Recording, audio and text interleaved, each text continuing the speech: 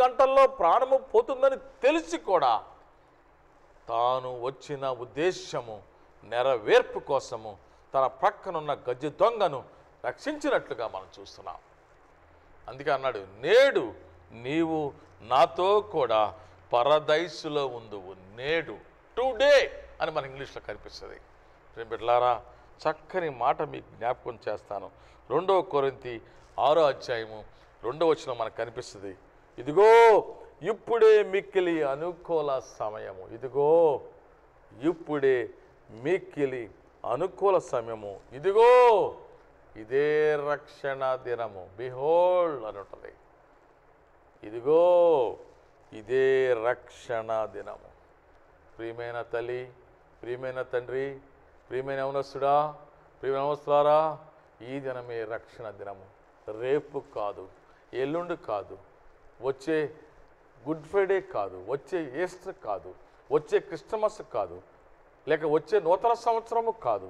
ఈ దినమే, ఈరోజే మనకు రక్షణ దినము.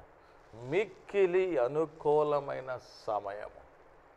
రక్షణ అంటే మీ అందరికీ తెలుసు, పాపము నుంచి విడుదల, పాపము నుండి విముక్తి, పాపము నుండి విమోచన, పాప ప్రక్షాళన, పాప శిక్షను తప్పించుకొనుట, దేవుని ఉగ్రత నుంచి బయటకు రావటం, దేవుని యొక్క ఉగ్రతను తప్పించుకొనుట. అలాంటి రక్షణ భాగ్యాన్ని పొందుకోవాల్సిన అవసరం మనందరి మీద ఉన్నది. ఆ రక్షణ భాగ్యాన్ని పొందుకోవటానికి, ఆ రక్షణ భాగ్యాన్ని ఇవ్వటానికే యేసు ఈ లోకానికి వచ్చారు. దేవుడు యేసుని ఈ లోకానికి పంపించింది మనుషులను రక్షించటానికి, మనుషులను పాపము నుంచి విడుదల చేయటానికి, మనుషులు పాప శిక్ష నుండి తొలగించటానికి, మనుషుల పాప శిక్షను తన కుమారుడిపై మోపి తన కుమారుణ్ణి శాపముగా చేసి, తన కుమారుణ్ణి పాపముగా చేసి, శిలువ మరణాన్ని పొంది తన పవిత్రమైన రక్తాన్ని కార్చి నీ కోసము నా కోసము బలియాగంగా చేసి, నిన్ను నన్ను, నీ పాపాలని నా పాపాలని ఆయన శిలువ మీద భరించి మనల్ని క్షమించి రక్షించటానికి ఈ లోకానికి వచ్చినట్లుగా మనందరికీ తెలుసును. ప్రియమైన బిడ్డలారా, యేసు రక్షించటానికి వచ్చారు. రక్షణ అంటే మీ అందరికీ తెలిసే ఉంటుంది. చూడండి, దొంగ ఏమన్నాడు? నాకు ఇది న్యాయమే, నా గజ దొంగకు, నేను చేసిన నేరాలకు, నేను చేసిన దోపిడులకు, నేను చేసిన ఆ యొక్క భయంకరమైన క్రూరమైన ఆ యొక్క నేరములకు నాకు ఈ శిలువ మరణము న్యాయమే. ప్రియబిడ్డలారా, రక్షణకు మొదటి మెట్టు నేను పాపినని గ్రహించుట. I am a sinner. నీతిమంతుడు లేడు, ఒక్కడు లేడు. అందరూ పాపము చేసి దేవుడు అనుగ్రహించు మహిమను పొందలేకపోవచ్చున్నారు అని రోమీయుల పత్రికలో మనం చదువుకుంటాం. రక్షణకు మొదటి మెట్టు పాపినని గ్రహించుట. రెండవ మెట్టు ఒప్పుకొనుట. ప్రభువా, నేను పాపిని అని గ్రహించావు, కానీ ఏ పాపమో నువ్వు దేవుని దగ్గర ఒప్పుకోవాలి, దేవుని దగ్గర అంగీకరించాలి, దేవుని దగ్గర యాక్సెప్ట్ చేయాలి. నేను వ్యభిచారిని ప్రభువా, నేను నా భార్యను హింసిస్తున్న మాట నిజమే, నా ఉద్యోగంలో నేను న్యాయంగా లేని మాట నిజమే, నేను నా యొక్క తమ్ముడి విషయంలో ధర్మంగా లేని మాట నిజమే, నేను నా వ్యాపారంలో అన్యాయంగా జీవిస్తున్న మాట నిజమే, నేను ఫలానా వానికి నష్టము కలిగించిన మాట నిజమే, అయ్యా నేను చక్కని భార్యను కలిగి ఉన్నాను, మరొక వ్యక్తితో అక్రమమైన సంబంధమును కొనసాగిస్తున్న మాట నిజమే అని నువ్వు ఏ పాపములో నీవు ఏడవబడుతున్నావో, ఏ పాపము నిన్ను అధిరోహించి స్వారీ చేస్తుందో ఆ పాపానికి ప్రభువు చెప్పాలి. చెప్పిన మరుక్షణమే యేసు, నేడు నీవు కూడా నాతో పరదైసులో ఉండు. దేవుడు క్షమిస్తాడు, విడుదల చేస్తాడు, విడిపిస్తాడు. ప్రేమామయుడైన యేసు, దయామయుడైన యేసు, నీ కోసము నా కోసము పవిత్రమైన రక్తాన్ని కార్చిన యేసు నిన్ను నన్ను రక్షించటానికి సిద్ధముగా ఉన్నారు. నేను నువ్వు గ్రహించుకొని నీ పాపం ఏమిటో ఒప్పుకొని పశ్చాత్తాపడాలి. పశ్చాత్తాపము అంటే రిపెంటెన్స్ అని ఇంగ్లీష్లో ఉంటుంది. పాత నిబంధనలో పశ్చాత్తాపం అని ఉంటుంది, కొత్త నిబంధనలో మారు మనసు అని ఉంటుంది.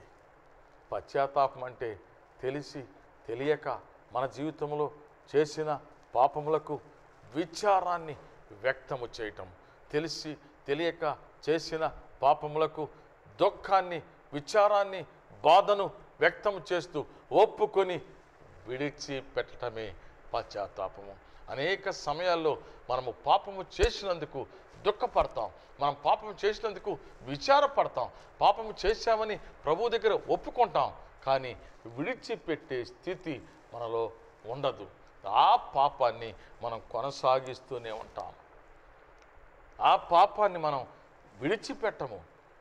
విడిచిపెట్టలేనప్పుడు అది పశ్చాత్తాపము అనిపించుకోదు. విడిచిపెట్టాలి. అంతేకాదు, మీకు ఇంకో వాక్యాన్ని కూడా నేను చూపిస్తాను. హెబ్రీయులకు రాసిన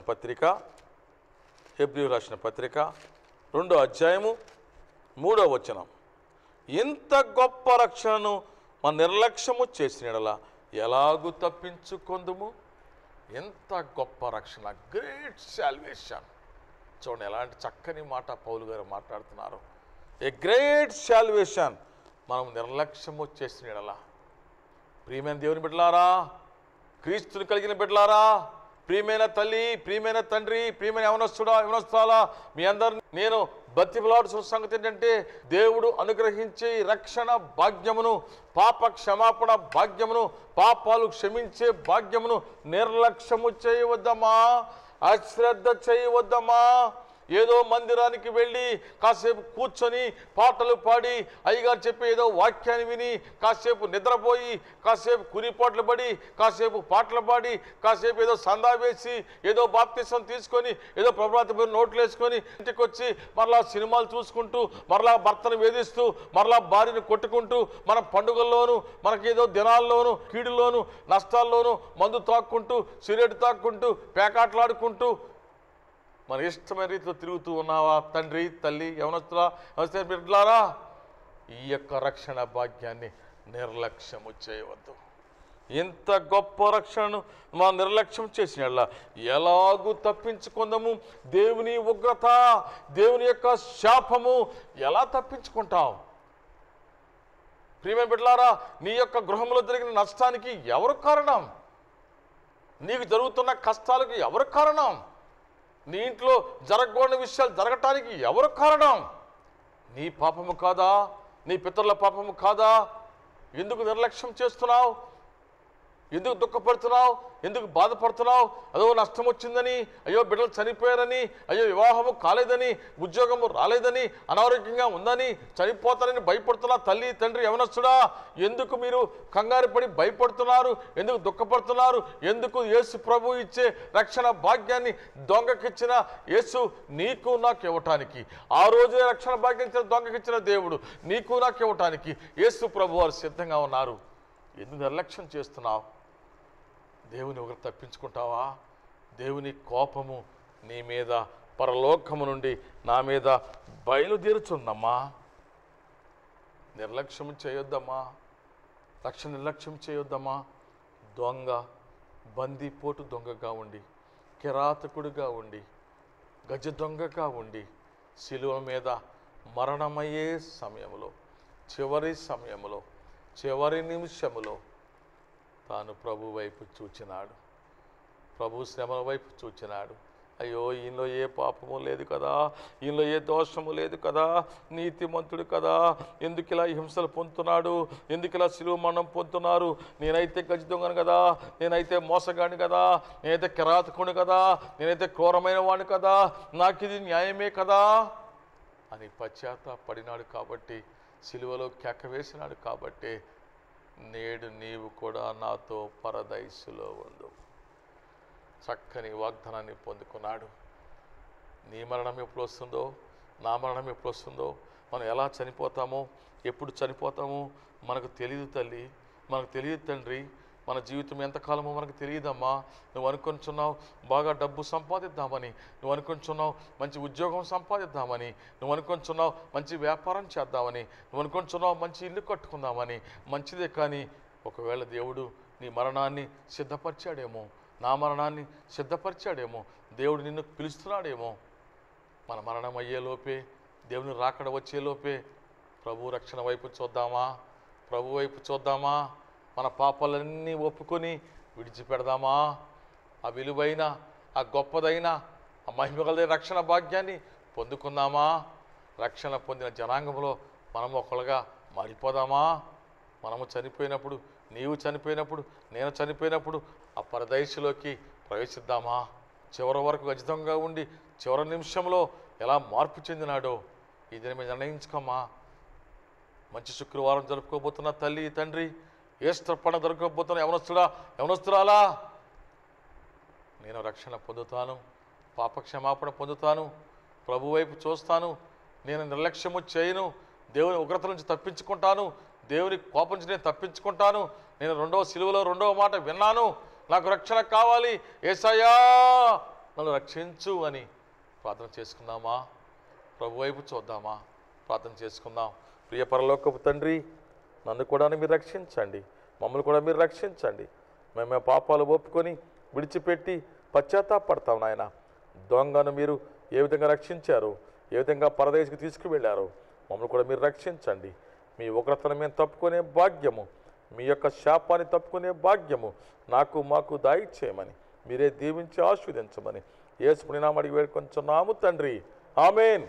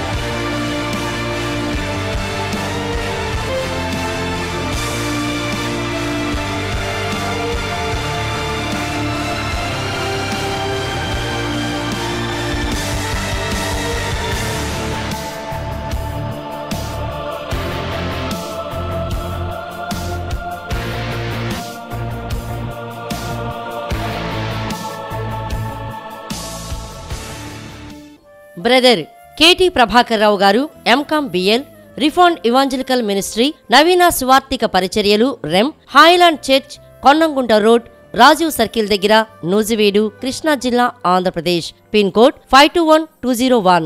మీ ప్రార్థన అవసరతల కొరకు మీ ఆధ్యాత్మిక సలహాలకు సంప్రదించవలసిన మా ఫోన్ నంబర్స్ 94413091129 మరి ఒక నంబర్ 90521511151.